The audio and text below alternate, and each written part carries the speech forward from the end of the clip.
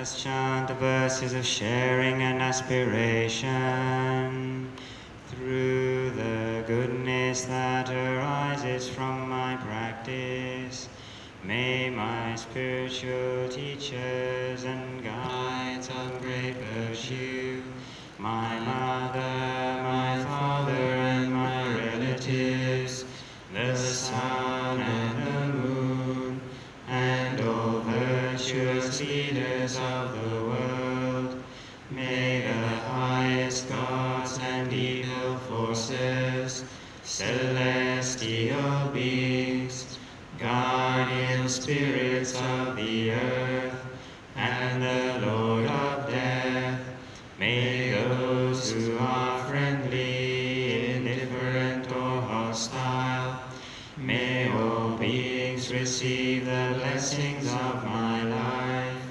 May they soon attain the threefold bliss and realize the deathless. Through the goodness that arises from my practice, and through this act of sharing, may all desires and attachments quickly cease, and all harmful states of mind, until I realize Nibbana in every kind of birth. May I have an upright mind, with mindfulness and wisdom, austerity and vigor. May the forces of delusion not take hold, nor weaken my resolve. The Buddha is my excellent refuge. Unsurpassed is the protection of the Dhamma. The solitary Buddha is my noble Lord. The Sangha is my supreme support. Through the supreme power of all these, may darkness and delusion be dispelled.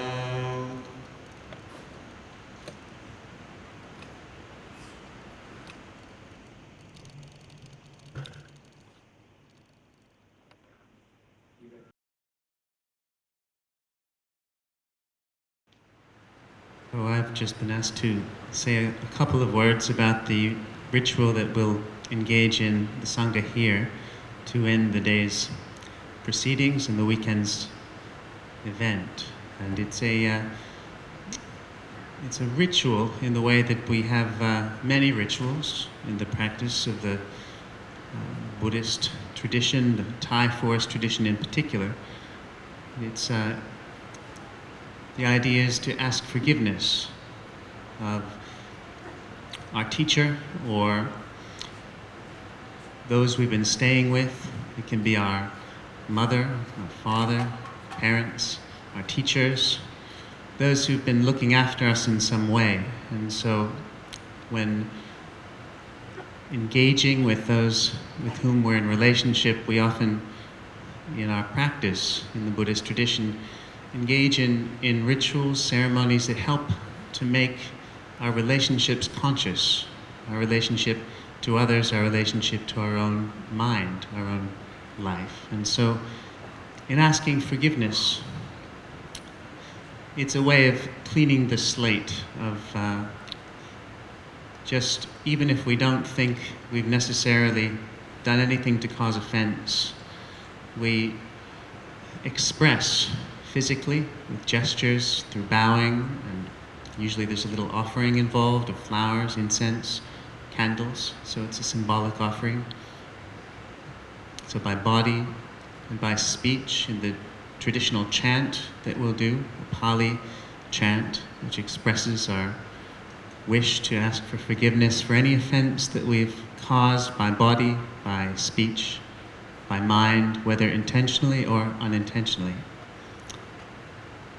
And by mind, which is perhaps the most important, because as we all know, we can engage in physical actions and we can say the words, but if our heart's not in it, if we don't have the intention behind the words, then the power of what we're engaging in is not there. And so the main thing is to place the heart in the right place and acknowledge our relationship with those who've been in some way responsible for us. So often when monks stay in a monastery or visit in the Thai monasteries in Thailand and in our tradition elsewhere, and indeed at the time of the Buddha, they would ask forgiveness in this way when leaving.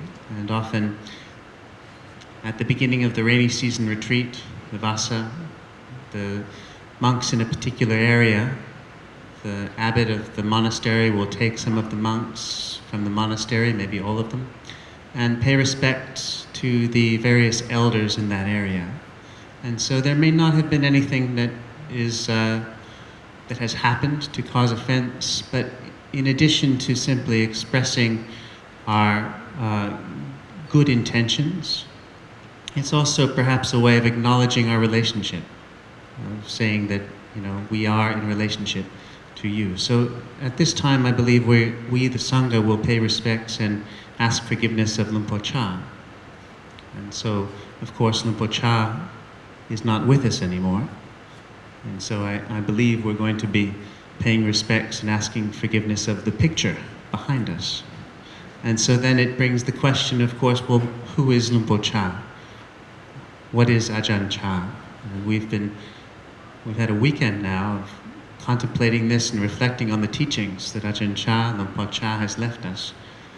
And it's been notable to me that many of us, we have, like myself, I never had the good fortune to actually meet him in person. And yet, somehow, he's profoundly affected my own life. And perhaps there are many of you for whom, to one extent or another, that's also true. And so, in this sense, Lumpur Cha is something, as well as the historical person, something internalized. For me, I know that Lumpur Cha, there's a symbolic presence in myself where he's always watching over me. He symbolizes my dedication, my commitment, the wisdom of practice, and how important that is, like all of the talks we've been hearing, particularly this last wonderful talk by Lumpur Jandi. Lumpur Cha really cared about our practice. And so in me, Lumpur Cha is that which cares about what is truly important in life. And this ceremony itself, we can do it with monks, with our teachers. We can do it with family members, children to parents.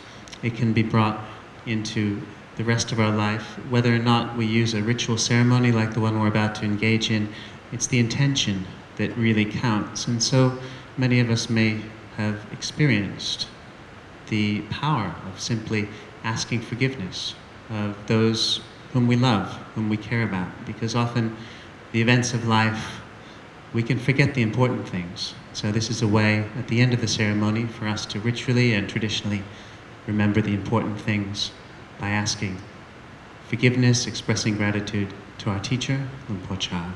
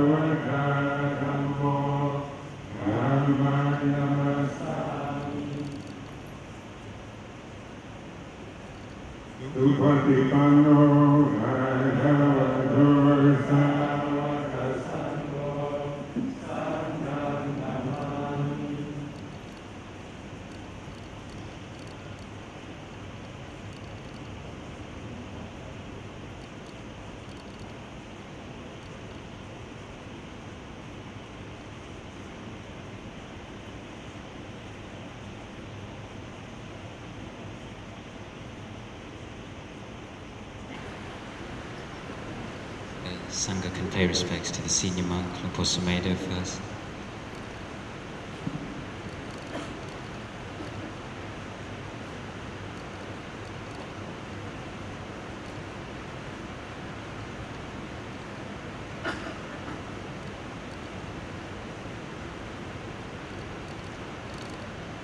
Sangha could face the devotees, they will then take their leave and pay respects one more time.